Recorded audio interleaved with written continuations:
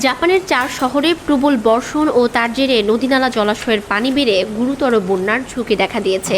এই শহরগুলো থেকে ৪৫,০০০ মানুষকে সরানোর কাজ শুরু করেছেন জাপানের পুলিশ ও দুর্যোগ মোকাবিলা দপ্তরের সদস্যরা।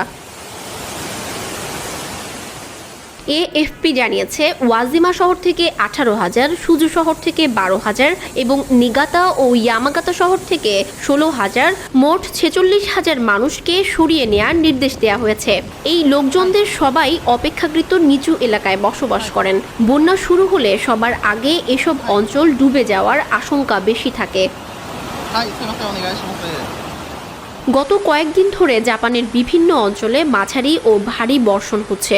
জাপানের কেন্দ্রীয় আবহাওয়া সংস্থা জাপান মেটেরোলজিক্যাল এজেন্সি ইতোমধ্যে কয়েকটি এলাকায় প্রবল বর্ষণজনিত সতর্কতা জারি করেছে।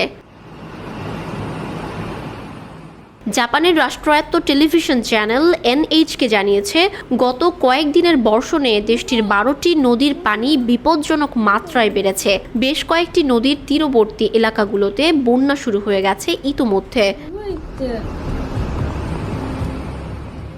ওয়াজিমা শহরেও ঢোকা শুরু হয়েছে বন্যার পানি। এনএইচকেতে তার ভিডিও ফুটেজ প্রচার করা হয়েছে। ইশিকাওয়া জেলার 3টি নদীর পানি উপচে নিগাতা ও ইয়ামাগাতা শহরের বেশ কিছু এলাকা ইতোমধ্যেই প্লাবিত হয়েছে। এছাড়া কিছু এলাকায় ভূমিধসও হয়েছে।